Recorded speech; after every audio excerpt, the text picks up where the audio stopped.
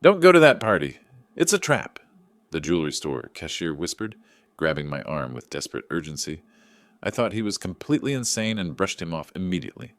After all, it was just my daughter's birthday celebration and a chance to reconcile after months of painful silence following my wife's tragic death. What could possibly go wrong at a simple family gathering? But I was a widowed lottery winner, carrying $1.8 million, and my daughter had been planning something for months. As I walked into that warm, welcoming house filled with grandchildren's laughter and my daughter's tears of joy, I had no idea I was stepping into the most elaborate betrayal of my life. The cashier's warning echoed in my mind, but I ignored it completely. That was my first mistake. What happened next would change everything, and by the time I discovered the truth, it was almost too late to stop them.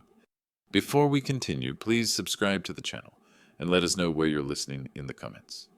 The morning light filtered through my Portland apartment windows, casting long shadows across Eleanor's empty side of the bed. 14 months. That's how long I'd been waking up alone, and the ache still felt as fresh as that terrible night when the hospital called. I rolled over my hand, instinctively reaching for her pillow, finding only cold cotton where her warmth used to be. My phone buzzed on the nightstand. 8:30 a.m. on a Saturday. Probably another robocall, but when I picked it up, my heart nearly stopped. Victoria. My daughter's name glowed on the screen like a ghost from my past. We hadn't spoken in 10 months, not since our explosive fight about Eleanor's life insurance money. Dad, I know we've had our differences, but it's my birthday Saturday. Maybe it's time we tried again. Would you come to dinner 7 p.m. at my place? I miss you. I read the message 3 times, my hands trembling slightly.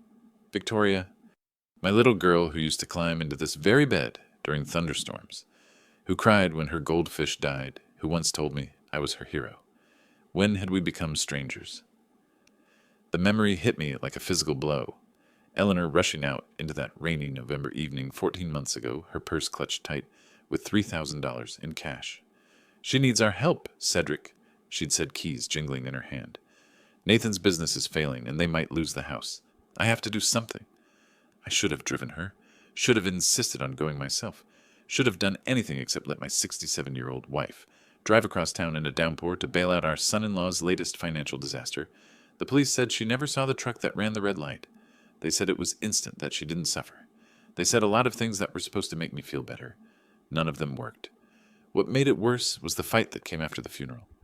Victoria, red-eyed and desperate, asking for Eleanor's life insurance money. Dad, we're drowning here. Nathan's creditors are circling and we might lose everything. Mom would want us to help family. But I'd seen enough of Nathan's business ventures to know where that money would go. Eleanor had worked 30 years as a teacher, saving every penny for our retirement. I wasn't about to watch her life's work disappear into Nathan's black hole of bad investments. Your mother died trying to help you. I told Victoria that day, my voice harder than I'd intended. I won't let her sacrifice be meaningless by throwing good money after bad. Victoria's response still echoed in my memory. You care more about money than your own family. No wonder Mom worked herself to death. She was trying to make up for having such a cold husband. The door had slammed. The silence had lasted 10 months. Now, staring at her message, I wondered what had changed. Was it coincidence that she'd reached out just 4 months after I'd won the Oregon lottery? The $1.8 million after taxes had been a shock. 5 random numbers on a ticket I'd bought during a grocery run, forgotten in my wallet, for weeks. When the news broke, it made the local papers. Portland retiree wins big, complete with my name and neighborhood. I set the phone down and walked to the kitchen, Eleanor's coffee mug still in its place beside mine. 14 months, and I still couldn't bring myself to put it away. The lottery ticket stub was tucked behind her photo on the refrigerator, a reminder of how quickly life could change. Eleanor died trying to help her, I said aloud to the empty apartment, my voice echoing off the walls. Maybe this is my chance to finish what Eleanor started. The decision crystallized like ice forming on a winter lake. Victoria was my daughter, my only child, the last connection I had to Eleanor's memory. Whatever mistakes she'd made, whatever pain lay between us, she was still family. Eleanor would have wanted us to reconcile. I picked up the phone and typed my response. I'll be there. The afternoon drizzle had started by the time I reached downtown Portland, the kind of gentle rain that makes the city's streets gleam like polished stone. I'd spent the morning thinking about what kind of gift would bridge 14 months of grief and 10 months of silence. Something meaningful, something that would show Victoria I was serious about rebuilding what we'd lost. Hartwell and Associates. Fine jewelry occupied a corner storefront on Burnside, its windows displaying elegant pieces under soft lighting. I'd walked past this place countless times during my engineering career, always promising Eleanor we'd browse their collection someday. Now, someday had arrived, and she wasn't here to see it. The bell chimed softly as I entered, breathing in the scent of polished wood and leather display cases. A few other customers moved quietly through the showroom, their voices hushed, in the way people speak in expensive places. Classical music drifted from hidden speakers, creating an atmosphere of refined sophistication. "Good afternoon, sir. How can I help you today?" A middle-aged man approached from behind the main counter, his silver hair neatly combed, wearing a charcoal suit that had seen better days. His name tag read, Marcus Wilson, Manager. "I need something special for my daughter," I explained, surprised by how rusty my voice sounded. "Her birthday. We haven't spoken in some time, and I want to make the right impression." Marcus nodded with understanding. Reconciliation gifts require careful consideration. Oh, what are her preferences? Traditional or contemporary pearls? Or precious stones? I found myself thinking of Eleanor, how she'd loved the simple pearl earrings I'd given her for our 5th anniversary. Pearls, I think. Something elegant but not flashy. She's 36, a professional woman. He guided me to a display case filled with lustrous pearl jewelry. Necklaces, earrings, and bracelets arranged on black velvet like captured moonlight. My eyes settled on a strand of cultured pearls with a delicate diamond clasp, sophisticated enough for Victoria's corporate world, yet timeless enough to become an heirloom. "These are exceptional," Marcus said, lifting the necklace with practiced care. "Akoya pearls perfectly matched with an 18-karat white gold clasp. They'll last generations." The price tag made me wince slightly, $2,800. But the lottery win had changed my perspective on money. What good was financial security if I couldn't use it to repair the most important relationship in my life?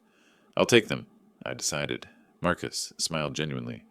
"An excellent choice. Let me write this up for you." As he processed my credit card, I noticed his hands weren't quite steady.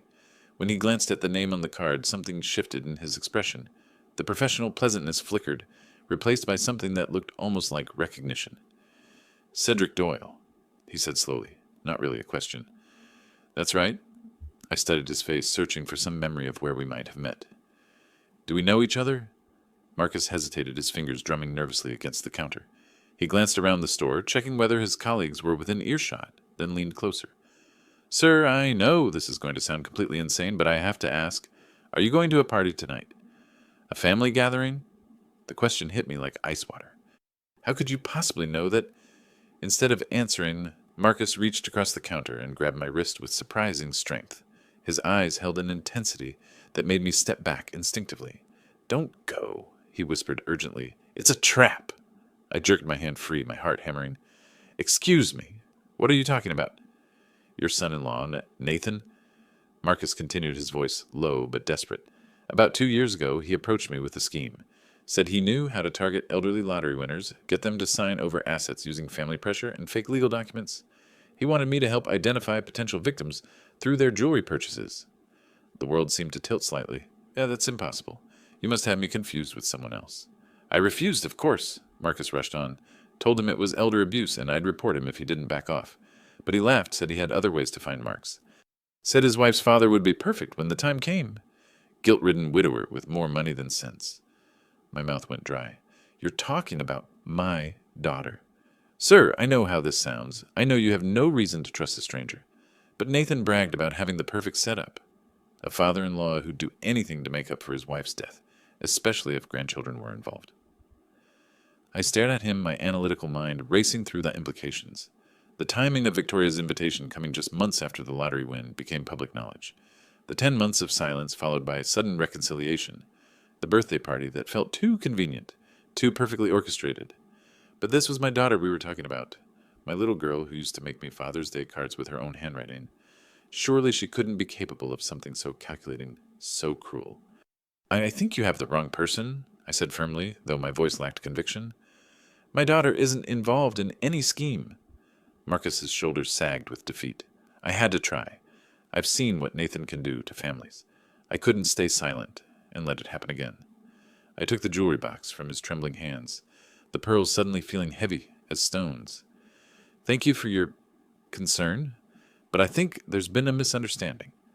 As I walked toward the door, I could feel Marcus watching me with obvious distress. His warning echoed in my mind, mixing with my own growing suspicions about Victoria's sudden change of heart. But she was my daughter, Eleanor's daughter. Whatever mistakes she'd made, surely she wouldn't orchestrate something so elaborate, so heartless. The rain had intensified by the time I reached my car, and I sat behind the wheel for several minutes, the jewelry box resting on the passenger seat like evidence of either hope or foolishness. Riverside Cemetery sat on a gentle hill overlooking the Willamette River, its mature oak trees providing a canopy of gold and crimson leaves that rustled in the late afternoon breeze. I'd been making this drive every Saturday for 14 months, and the route had become as automatic as breathing. Turn left at the stone gates, follow the winding path past the older Headstones Park, beside the maintenance shed, where Eleanor rested in Section C. Her grave was simple, black granite with her name dates, and the inscription she'd chosen herself, during one of our practical conversations about the future. Beloved wife and mother, she gave her heart to others. Fresh roses from last week had wilted in their bronze vase, so I replaced them with the white lilies I'd picked up on the way. Eleanor had always preferred lilies to roses, said they reminded her of Easter mornings and new beginnings. "Hello, sweetheart," I said, settling onto the small stone bench I'd had installed facing her headstone. "It's been quite a day." The cemetery was nearly empty at this hour, just me and the groundskeeper in the distance, trimming hedges with methodical precision. This was our time, Eleanor's and mine, when I could speak freely, without worrying about looking like a crazy old man talking to himself. Victoria texted me this morning. I continued pulling out my phone to show her the message, as if she could somehow see it. First contact in 10 months. She wants me to come to her birthday party tonight. A gust of wind scattered leaves across the grass, and I found myself remembering Eleanor's voice from that terrible evening 14 months ago. She'd been so excited, so determined to help our daughter through Nathan's latest crisis. "Cedric, I have to do this," she'd said, counting out $100 bills from our emergency fund. Victoria sounded desperate on the phone. Nathan's business partners are threatening legal action, and they might lose the house. The children need stability. I should have insisted on driving her. Should have recognized the storm brewing outside. Should have done 1,000 things differently. Instead, I'd kissed her goodbye and watched her disappear into the rain, never imagining it would be the last time I'd see her alive. "I met someone today who knows Nathan," I told her headstone, my voice dropping to barely above a whisper. "A man named Marcus at the jewelry store. He warned me not to go to Victoria's party, said Nathan tried to involve him in some kind of fraud scheme." The wind picked up again, sending a small whirlwind of leaves dancing around Eleanor's grave. I watched them spiral upward and scatter, wondering if she was trying to tell me something, or if grief was making me read meaning into random weather patterns. "But that's impossible, isn't it?" I continued. "Victoria might be stubborn and proud, but she's not a criminal. She's our daughter, Eleanor. She has your eyes and your laugh, and she used to bring us dandelions she picked from the yard, calling them sunshine flowers." The memory hit me with unexpected force. 5-year-old Victoria in her yellow sundress, presenting us with a bouquet of weeds as if they were roses from the finest garden.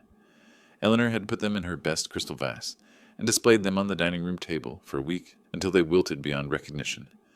"I bought her pearls today," I said, patting the jewelry box in my jacket pocket, "like the ones I gave you for our anniversary.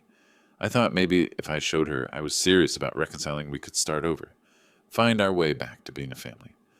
The guilt that had been my constant companion for 14 months pressed down on me like a physical weight. Eleanor had died trying to help Victoria, and I had spent the last 10 months nursing wounded pride instead of honoring her sacrifice. "Eleanor, what would you want me to do?" I asked aloud, my voice cracking slightly. "She's our daughter, and I failed to protect you both. Maybe this is my chance to make things right, to finish what you started that night." A jogger passed by on the cemetery's main path, earbuds, lost in her own world. Normal people living normal lives, while I sat among the dead trying to decode messages from beyond the grave. I think Marcus was mistaken, I decided, standing up and brushing leaves from my jacket. Maybe he confused Nathan with someone else.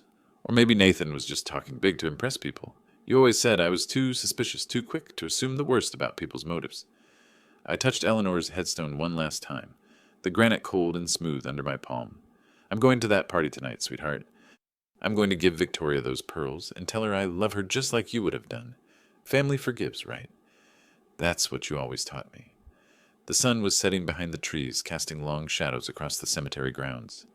I walked back to my car with renewed purpose, the jewelry box secure in my pocket, and Eleanor's voice echoing in my memory. Family takes care of family, Cedric, always. Tonight, I would honor that promise. Tonight, I would choose love over suspicion, hope over fear. Whatever Marcus thought he knew about Nathan, it couldn't change the fundamental truth that Victoria was my daughter, Eleanor's daughter, and she deserved a second chance. The drive home took me past the jewelry store where I could see Marcus through the window helping another customer. I felt a moment of sympathy for him. Clearly a man haunted by some past experience seeing threats where none existed. But his paranoia wouldn't poison my relationship with Victoria. Eleanor would want me to trust our daughter. Eleanor would want me to try. Victoria's house sat at the end of Maple Grove Lane, like something from a magazine spread, colonial revival architecture with white columns and perfectly manicured landscaping. Warm light spilled from tall windows, and I could hear the gentle murmur of conversation mixed with children's laughter, drifting from inside. This was the life Eleanor had wanted for our daughter. Stability, prosperity, a beautiful home where grandchildren could grow up safely. I sat in my car for a moment, the pearl necklace box resting on the passenger seat, gathering courage for what felt like the most important conversation of my life. 14 months of grief, 10 months of silence, and now this chance to rebuild what we'd lost. Eleanor's voice echoed in my memory. Family takes care of family, Cedric, always. The front door opened before I could knock, and Victoria stood framed in the golden light, looking more beautiful than I'd remembered. Her dark hair was styled in an elegant updo, and she wore a simple black dress that reminded me painfully of Eleanor during our early marriage years. But it was her expression that stopped me cold. Genuine joy mixed with what looked like tears of relief. "Dad," she whispered, and then she was in my arms, holding me tight enough that I could feel her trembling. "I've missed you so much. I wasn't sure you'd come." The embrace felt real desperate, nothing like the calculated performance I might have expected after Marcus's warnings. This was my daughter, my little girl, and whatever had gone wrong between us seemed to melt away in that moment. "I've missed you too, sweetheart." I managed my voice thick with emotion. "More than you know." She pulled back, wiping her eyes with the back of her hand. Mom would be so happy we're together again. I know she would. Before I could respond, two small figures appeared in the doorway. Sophie and Ryan, my grandchildren, whom I'd barely seen since the funeral. Sophie, 8 years old, with Victoria's dark eyes, clutched a piece of construction paper in her hands. Ryan, 6, and energetic, bounced on his toes with barely contained excitement. "Grandpa!" Sophie exclaimed, running to hug my legs. "I drew you a picture." She thrust the paper toward me, and my heart nearly stopped. It was a crayon drawing of 4 stick figures standing in front of a house. 2 tall ones, labeled Mommy and Grandpa. 2 smaller ones, labeled Me and Ryan. And floating above them like an angel, a figure in a yellow dress, labeled Grandma, watching over us. "She's been working on that all week," Victoria said softly. "Ever since I told her you were coming." "It's beautiful, Sophie," I said, crouching down to her level. "Absolutely beautiful." Ryan tugged at my jacket. "Grandpa, will you read me a story later? I have a new book about dragons." "Of course I will," I promised, ruffling his hair. These children barely knew me, yet they welcomed me with the unconditional love that only grandchildren can offer. "Cedric, so glad you're here." Nathan appeared from the living room, extending his hand with what seemed like genuine warmth. He looked prosperous in his navy blazer and khakis, every inch the successful businessman. "Victoria's been looking forward to this all week." His handshake was firm, his eye contact steady, his smile reaching his eyes. Whatever Marcus thought he knew about Nathan, this man seemed genuinely pleased to welcome me back into the family. "Thank you for having me," I replied. "I brought something for Victoria." I handed her the jewelry box, watching her face carefully. Her reaction seemed completely authentic. Surprise, curiosity, then wonder as she opened the velvet case to reveal the pearl necklace. "Dad, these are absolutely gorgeous," she breathed, lifting the necklace with reverent care. "They're exactly like the ones Mom used to admire in store windows. How did you know?" "Your mother always loved pearls," I said simply. "I thought you should have something beautiful to remember her by." Victoria's eyes filled with tears again as she fastened the necklace around her throat. The pearls caught the light, beautifully elegant against her dark dress. But as she moved closer to hug me in thanks, I caught a familiar scent. Jasmine and Vanilla Eleanor's signature perfume, the one she'd worn on special occasions for 30 years. The fragrance hit me like a physical blow, so unexpected and powerful that I had to steady myself against the doorframe. Victoria noticed my reaction immediately. "I hope you don't mind," she said quietly. I found Mom's perfume in her dresser after the funeral. I only wear it on important days when I want to feel close to her. It was a perfectly reasonable explanation, touching even. Of course she would want to honor her mother's memory, especially tonight, when we were finally reconciling. Yet something about the timing felt almost too perfect, too calculated to trigger exactly this emotional response. But then Sophie was tugging at my hand again, and Nathan was offering me a drink, and Victoria was suggesting we take a family photo to commemorate the evening. The moment of unease passed as quickly as it had come. Family photo sounds perfect. I agreed, allowing myself to be positioned on the living room sofa, with Sophie on one side and Ryan on the other. Victoria and Nathan stood behind us, her hand resting on my shoulder, the pearl necklace gleaming at her throat. Nathan's phone camera clicked several times, capturing what looked like a perfectly happy family reunion. "These are great," he announced, showing us the screen. "Look at that. 3 generations together again." In the photos we looked, complete healed exactly like the family Eleanor had always wanted us to be. Victoria beamed beside me. The children grinned with gap-toothed smiles, and I looked happier than I had in months. "Mom would love seeing us all together like this," Victoria said, her voice soft with emotion. "She always said family was the most important thing in the world." As I looked around the warm, beautifully appointed living room, at my daughter wearing Eleanor's perfume, and my gift at my grandchildren, who'd welcomed me with open arms, at Nathan, who seemed genuinely glad to have me there. Marcus's warnings felt like paranoid fantasies from another world. This was real. This was family. This was exactly what Eleanor would have wanted. Victoria's dining room glowed with warm candlelight, the mahogany table set with her best china, and crystal glasses that caught the light like tiny prisms. Fresh flowers from her garden created a centerpiece that Eleanor would have admired, and the whole scene felt like something from a Norman Rockwell painting. 3 generations gathered around a family table, sharing stories and building memories. "Remember how Mom used to make that terrible tuna casserole?" Victoria laughed, passing a bowl of perfectly prepared roasted vegetables. She was convinced it was gourmet cooking because she added potato chips on top. "Your mother was many wonderful things," I replied, smiling at the memory, "but a chef was not one of them. I think she believed salt and pepper were exotic spices." Sophie giggled from her booster seat. "Mommy says Grandma burned water once." "That's not far from the truth," I admitted, but she made up for it in other ways. She had the biggest heart of anyone I've ever known. The conversation flowed, naturally filled with gentle memories of Eleanor that felt healing rather than painful. Victoria had prepared a beautiful meal: herb-crusted salmon, roasted asparagus, and wild rice pilaf that would have impressed any restaurant. She'd clearly put considerable effort into making this evening special. "Grandpa," Ryan said, suddenly looking up from his carefully cut pieces of salmon, "will you come to my soccer game next Saturday? Coach says parents and grandparents can sit on the special bench." The question hit me with unexpected emotion. When was the last time someone had wanted me at their soccer game? When was the last time I'd felt needed, wanted included in the daily rhythms of family life? "I would love to come to your soccer game," I said, meaning every word. "What position do you play?" "Forward. I scored 2 goals last week. Mommy took pictures, didn't you?" "Mommy?" Victoria nodded, her smile soft and genuine. "He's getting really good. Nathan's been coaching him in the backyard, working on his footwork." Nathan looked up from his wine glass, seeming almost embarrassed by the praise. "Just basic stuff. Ryan's got natural talent." As the evening progressed, I found myself relaxing completely for the first time in months.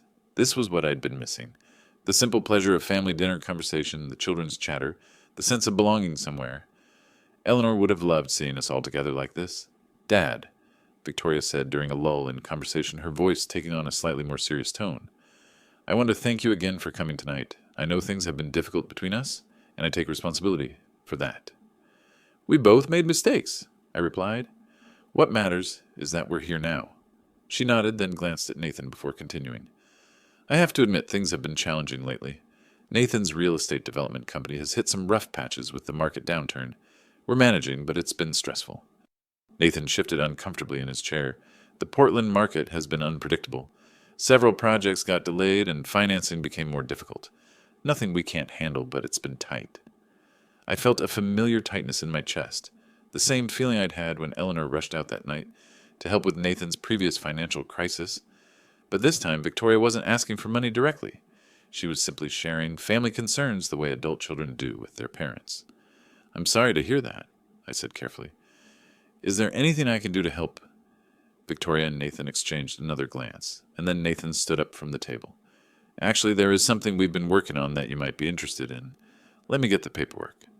He disappeared into what I assumed was his home office, returning with a leather portfolio that looked distinctly professional, the kind of folder lawyers and financial advisors use for important documents. We've been thinking about the children's future, Victoria said as Nathan set the portfolio on the table. With everything that's happened, losing Mom, the financial uncertainties, we realized we need to be more proactive about securing Sophie and Ryan's education. Nathan opened the portfolio, revealing several sheets of official-looking documents with letterhead from Pacific Northwest Educational Trust Services. The papers were professionally typeset, complete with legal language and signature lines marked with yellow sticky notes. We've set up an educational trust fund for Sophie and Ryan. Victoria continued, her voice taking on the earnest tone she'd used as a child when asking for something important. Mom always said their future was the most important thing we could invest in. I leaned forward to examine the documents, my engineering mind automatically analyzing the layout and language. Everything looked legitimate. Corporate letterhead, legal terminology, detailed provisions for educational expenses, but something about the timing felt uncomfortably familiar. It's a really solid plan, Nathan explained, pointing to various sections of the document. The trust ensures that no matter what happens to our business or the economy, the kids' college education is protected. We've already contributed what we can, but to make it really effective, we need a more substantial founding contribution. Sophie looked up from her coloring book. Are you talking about college? I want to be a veterinarian and help sick puppies. That's exactly what we're talking about, sweetheart, Victoria said, stroking her daughter's hair. We want to make sure you and Ryan can become anything you want to be, just like Grandma always said. The reference to Eleanor felt like a gentle nudge, a reminder of values we'd both shared. Education had been important to Eleanor. She'd spent 30 years teaching, after all. She would have wanted her grandchildren to have every possible advantage. The paperwork is all prepared, Nathan said, sliding a pen across the table toward me. It just needs your signature to activate the trust. The lawyers have already reviewed everything, and it's completely legitimate and tax-advantaged.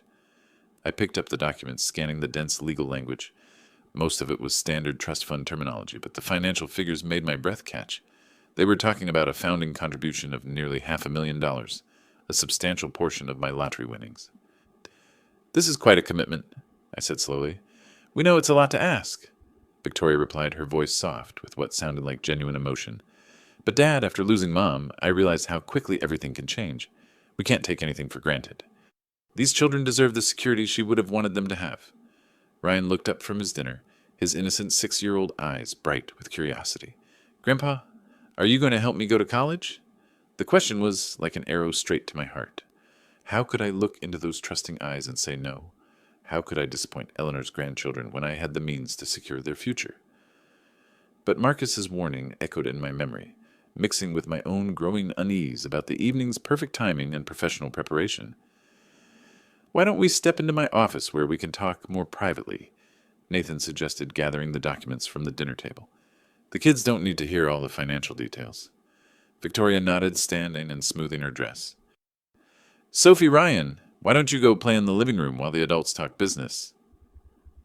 The children scampered off happily, and I followed Nathan and Victoria down a hallway lined with family photos to a well-appointed home office. Built-in bookshelves lined the walls, filled with real estate development texts and legal references. Nathan's desk was mahogany, matching the dining room furniture, and everything about the space projected success and competence. Please sit, Victoria said, gesturing to a leather chair across from Nathan's desk. She took the chair beside me, close enough that I could still smell Eleanor's perfume. Dad, I want you to know how much tonight has meant to me. Having you here, seeing you with the kids. It's everything Mom would have wanted.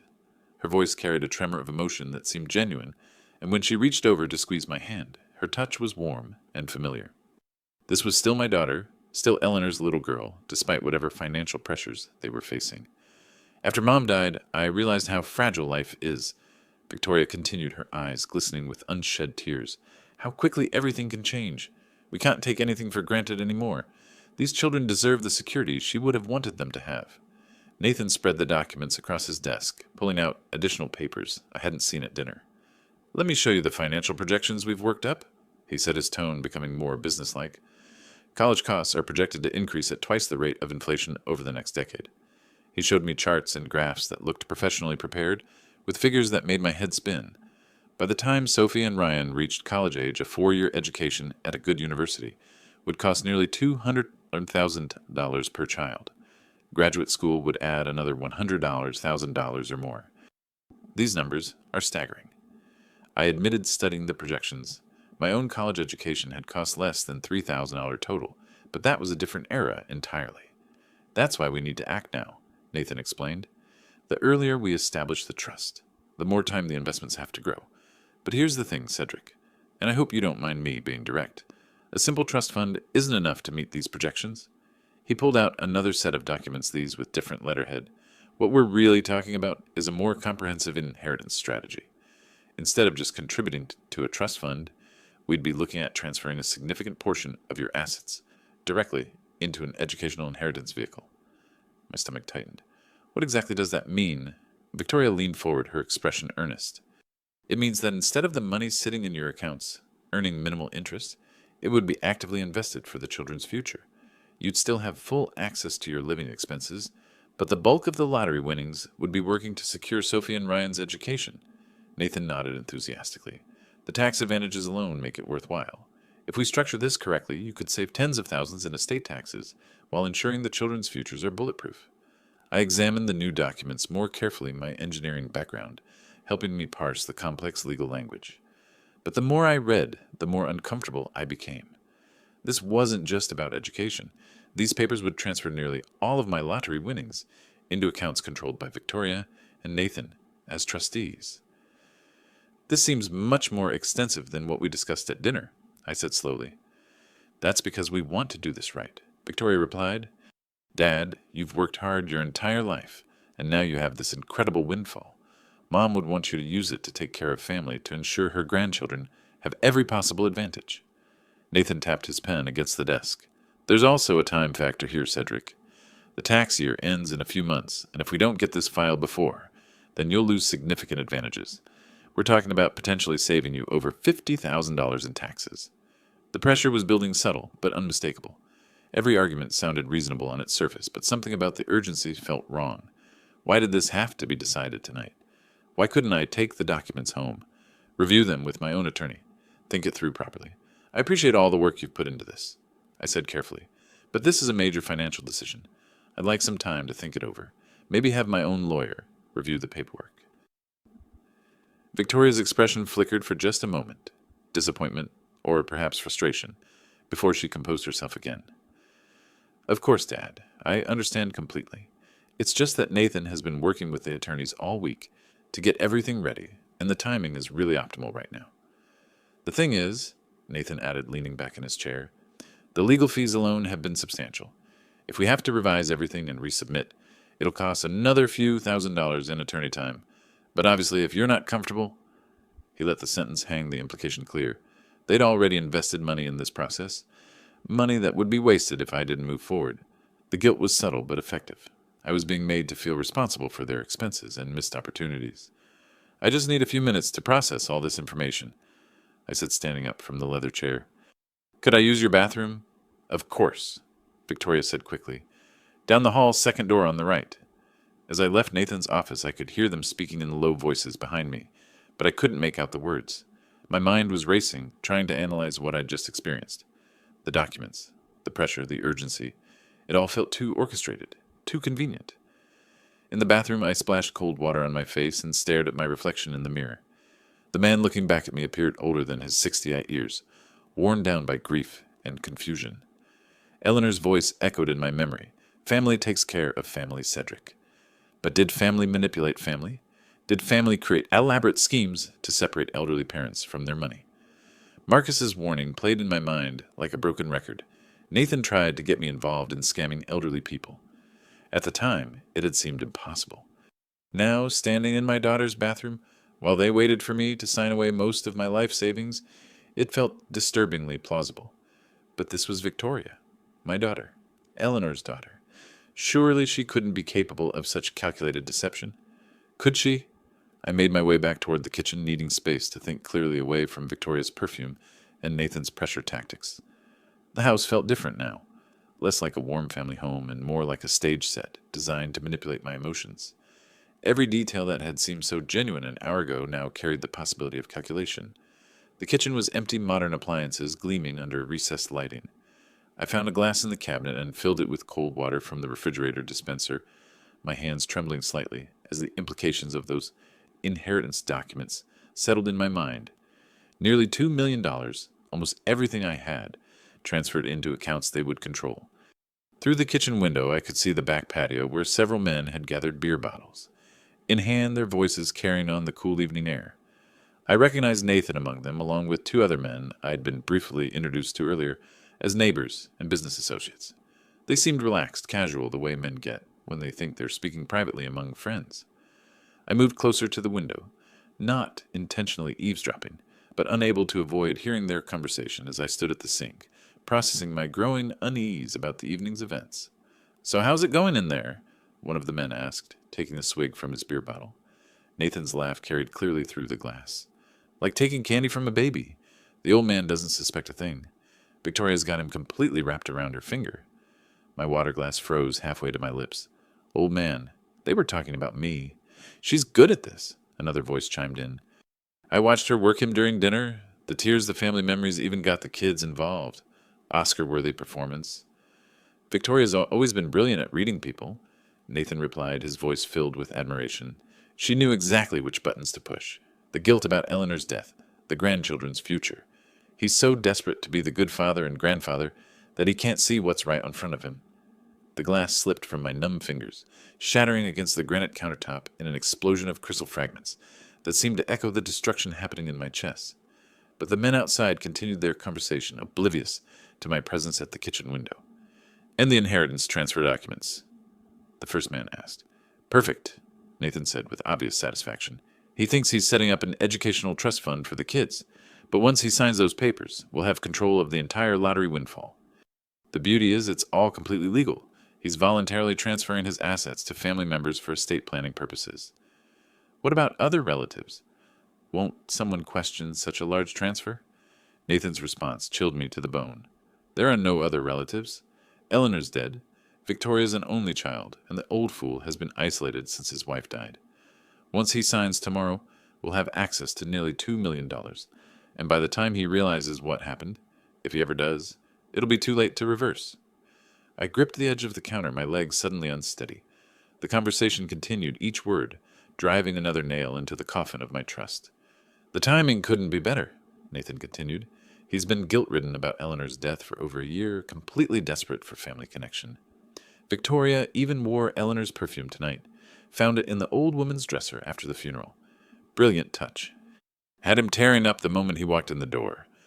Cold, one of the friends said, but his tone carried admiration rather than criticism. Effective, Nathan corrected. The old fool is so guilty about his wife's death, he'll sign anything if he thinks it'll make up for failing to protect her. We've been planning this since the lottery win became public knowledge 3 months ago. 3 months. They'd been watching me, studying me, planning this elaborate deception for 3 months while I grieved alone in my apartment, hoping for reconciliation with my only child. What about the store clerk who tried to warn him? Another voice asked. Nathan's laugh was harsh. Marcus Wilson? That washed-up former financial advisor. I approached him about a similar deal 2 years ago, and he got all righteous on me, threatened to report me to the authorities. Nothing came of it, of course. No evidence, just his word against mine. Now he's working retail, probably bitter about his own failures. Even if the old man believed him, which he obviously didn't, who's going to take the word of a jewelry store clerk over his own daughter? The pieces fell into place with devastating clarity. Marcus hadn't been paranoid or mistaken. He'd recognized Nathan's name, remembered the previous approach, and tried to save me from the same fate that had apparently befallen others. His desperation at the jewelry store hadn't been the ravings of a disturbed man. It had been the urgent warning of someone who'd seen Nathan's methods before. The best part, Nathan continued, his voice growing more animated with alcohol and anticipated success, is how grateful he'll be afterward. He thinks this is about love and reconciliation, about being a good grandfather. He has no idea we've been setting him up since day one. I stood frozen in the kitchen, surrounded by broken glass, as the full scope of their betrayal washed over me like ice water. Every moment of the evening, Victoria's tears, the children's drawings, the family photos, the pearl necklace presentation, had been choreographed to exploit my grief and guilt. Even the grandchildren had been used as weapons against me, their innocent requests for soccer game attendance and story reading designed to create emotional bonds that would make me more susceptible to manipulation. Sophie's drawing of Grandma watching over us hadn't been a sweet childhood creation. It had been a calculated tool to trigger my guilt about Eleanor's death. The conversation outside was winding down, the men finishing their beers and preparing to return inside. In a few minutes, Victoria and Nathan would expect me to return to the office, pen in hand, ready to sign away my financial security to people who saw me as nothing more than a mark to be exploited. My daughter, Eleanor's daughter, had spent months planning to steal from me, using my love for her and my guilt over Eleanor's death as weapons in an elaborate confidence game. The woman who'd embraced me at the door, who'd worn her mother's perfume and cried tears of joy at our reunion, was nothing more than a skilled actress playing the role of loving daughter while counting down the minutes until she could rob me, blind. Marcus's warning echoed in my memory with perfect clarity. Now it's a trap. He'd risked his job, his reputation, possibly even his safeties to warn a complete stranger, and I dismissed him as a paranoid fool. The men's laughter faded as they moved back toward the house, and I stood alone in the kitchen among the shattered glass, finally understanding the true cost of ignoring the warnings of honest people while trusting the performance of skilled manipulators. I stepped carefully around the broken glass in the kitchen and made my way back to the guest bathroom, my mind shifting into the analytical mode that had served me well through 40 years of engineering problems. This was a crisis that required precision, not emotion, strategic thinking, not reactive anger. The bathroom door locked with a soft click, and I found myself staring at my reflection in the mirror above the sink. The man looking back appeared older than his 68 years, but his eyes held a cold clarity that hadn't been there an hour ago. The naive widower who'd arrived tonight, hoping for reconciliation, was gone, replaced by someone who understood exactly what he was dealing with. I pulled out my phone and opened the Notes app, my fingers steady as I began typing. This message needed to be surgical in its precision, devastating enough to destroy their scheme, but controlled enough to maintain my dignity. No emotional outbursts, no threats, just the cold delivery of consequences they'd never seen coming. Victoria, I typed. I heard Nathan's conversation on the patio. Every word. The old man who doesn't suspect a thing knows exactly what you've been planning for 3 months. I paused, considering my next words carefully. They needed to understand not just that their scheme had failed, but that there would be permanent consequences for their betrayal. My will is being changed first thing Monday morning. Every cent of the lottery winnings will go to orphan charities, children who truly need help, unlike my ungrateful daughter, who has everything but still chose to steal from her father. The reference to orphans felt particularly appropriate. Victoria and Nathan had tried to manipulate me using my grandchildren as emotional weapons, playing on my desire to provide for family. How fitting that real children in need would benefit instead of these calculating adults who saw family bonds as tools for financial exploitation. I added one final paragraph, the one that would cut deepest. Your mother died, trying to help you, rushing out in a storm because she believed family meant something. You learned nothing from her sacrifice. Eleanor's memory deserved better than being used as a prop in your performance tonight. The perfume, the tears, the family photos, all of it calculated to exploit an old man's grief. You're not the daughter she raised. I read the message twice, making minor adjustments for maximum impact. The engineering part of my mind appreciated the elegant efficiency of the solution, complete exposure of their scheme, permanent consequences for their actions, and poetic justice in giving the money to genuinely needy children instead of fraudulent family members. From the hallway I could hear voices as Nathan and his friends returned from the patio, their laughter echoing through the house. Victoria's voice joined the conversation, probably wondering where I'd disappeared, to calculating how much longer she'd need to maintain her loving daughter performance before I signed away my financial security. I saved the note to my phone, then found a small notepad in the bathroom vanity drawer, the kind homeowners keep for grocery lists and phone messages. Using a pen from my jacket pocket, I carefully transcribed the message, in my precise engineer's handwriting. The physical note would have more impact than a text message, more permanence, more finality. When I finished writing, I folded the paper neatly and slipped it into my jacket pocket. The next step required careful timing. I needed to place the note where Victoria would find it immediately after my departure, but not so obviously that someone might discover it while I was still in the house. I opened the bathroom door and listened. The voices were coming from the living room now, probably gathered around the coffee table where we'd taken those happy family photos less than 2 hours ago. The photos that would now serve as evidence of how thoroughly they'd deceived me. Moving quietly down the hallway, I retrieved my coat from the front closet, where Victoria had hung it with such apparent care when I had arrived. The pearl necklace box was still in my jacket pocket. $800 worth of hope and reconciliation that had become evidence of my daughter's capacity for manipulation. I placed the folded note prominently on the coffee table, where we'd signed documents and taken family photos, right next to the leather portfolio containing the inheritance transfer papers. Victoria couldn't miss it when she returned to the living room, and the symbolism was perfect. My response to their deception placed exactly where they'd staged their performance. The front door opened silently, well-oiled hinges, making no sound as I stepped into the cool Portland evening. Behind me, the house glowed with warm, light voices, and laughter continuing as if nothing had changed. In a few minutes, Victoria would discover that everything had changed, that their elaborate 3-month scheme had not only failed, but backfired spectacularly. I walked to my car at normal pace, started the engine at regular volume, and pulled away from the curb at exactly the speed limit. To any observer, I was simply a dinner guest, leaving early from a family gathering. Nothing unusual, nothing suspicious. But as I drove through Victoria's neighborhood of perfect suburban homes, I felt lighter than I had in months. The crushing weight of guilt and loneliness that had driven me to dismiss Marcus's warning and trust Victoria's performance was gone, replaced by the satisfaction of a problem solved with engineering precision. They'd counted on my grief making me vulnerable, my guilt making me desperate to prove my love for family. They'd weaponized my memories of Eleanor, used my grandchildren as emotional leverage, and calculated every detail of their manipulation with cold precision. But they'd made one critical error in their planning. They'd underestimated the analytical mind that had spent 4 decades solving complex problems under pressure. The same skills that had built bridges and managed supply chains had just dismantled their elaborate fraud with surgical efficiency. By Monday morning, their inheritance windfall would be redirected to children who actually needed help. By next week, Victoria would understand the permanent cost of betraying family trust. And somewhere in Portland, Marcus Wilson would know that his desperate warning had not been in vain. Sunday morning arrived gray and drizzly, typical Portland weather that I'd grown to appreciate over the years. I found Marcus already waiting at Stumptown Coffee on Division Street, sitting at a corner table with 2 steaming cups and the Sunday Oregonian spread between them. He looked up as I approached, his expression a mixture of concern and curiosity. "Cedric," he said, standing to shake my hand. "I wasn't sure you'd come after yesterday. How did it go?" I settled into the chair across from him, accepting the coffee with genuine gratitude.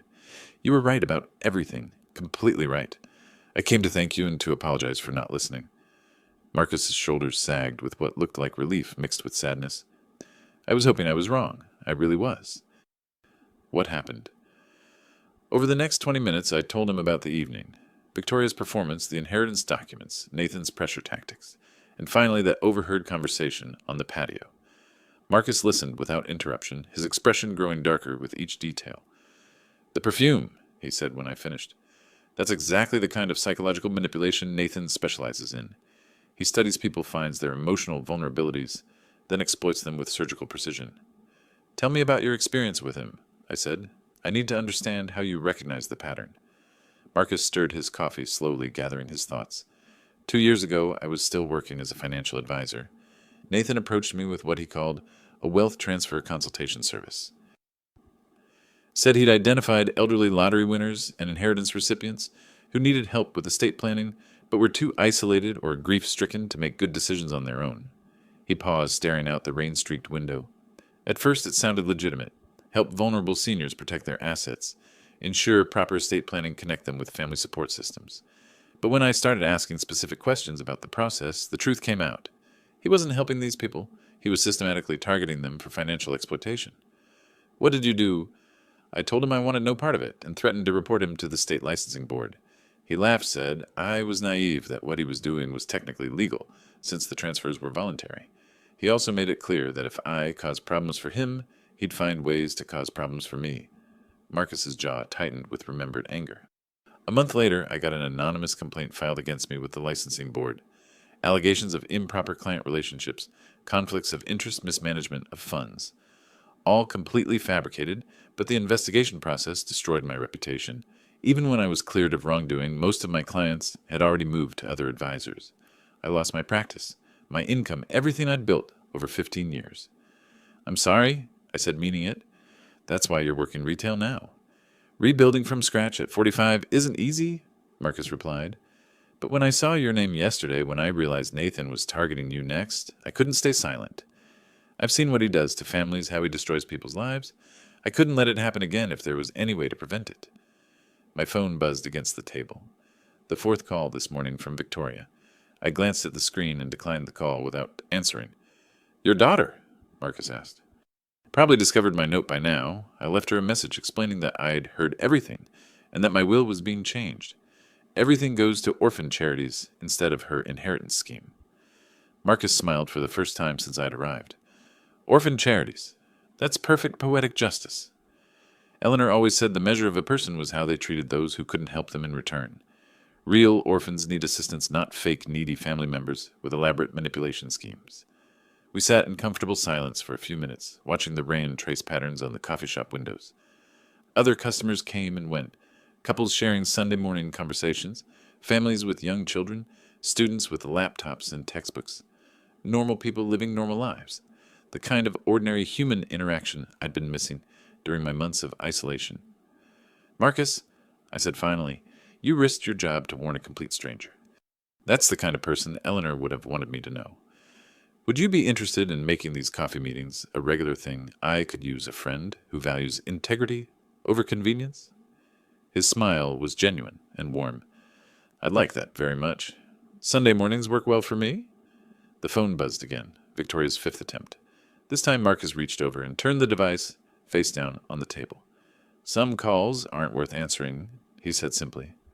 We finished our coffee and decided to walk, despite the drizzle, strolling through the Pearl District, while discussing completely normal topics.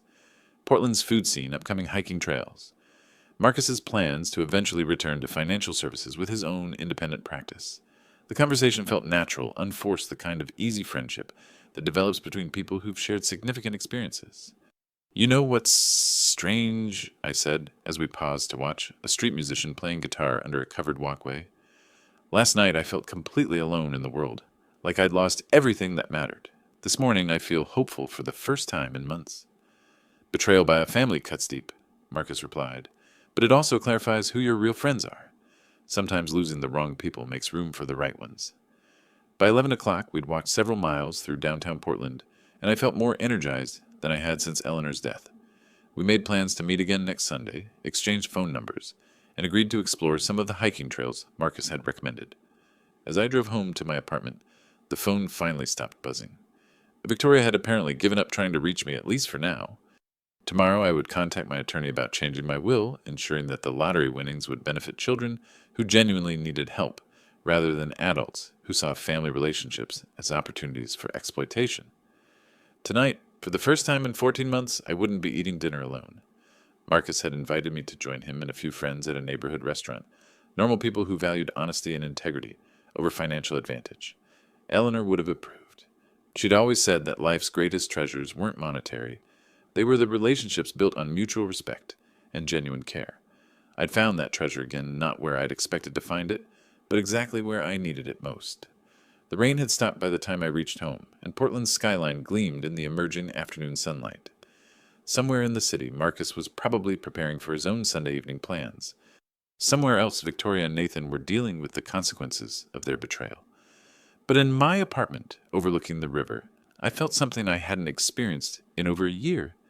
Genuine optimism about the future. Sometimes the greatest betrayals come from those we trust most, but they also reveal who truly deserves our trust. In a world where family bonds can be weaponized for personal gain, the courage of strangers who risk everything to warn us becomes even more precious. Marcus Wilson could have stayed silent, protected his job, and avoided confrontation. Instead, he chose integrity over convenience, proving that real character isn't measured by blood relations, but by the willingness to do what's right for people who can't repay the favor. Eleanor always believed that life's greatest treasures weren't found in bank accounts or inheritance documents, but in relationships built on genuine care and mutual respect. She was right. The lottery winnings that Victoria and Nathan saw as their prize will now provide real help to children who need it most. Orphans who understand the value of kindness from strangers, who won't take generosity for granted or manipulate grief for personal gain. If this story resonates with you, please subscribe to our channel and share your thoughts in the comments below. Have you ever encountered someone who tried to warn you about a situation you couldn't see clearly? How do you distinguish between genuine family love and calculated manipulation? Your experiences might help others recognize the difference between those who truly care and those who merely perform caring for personal advantage.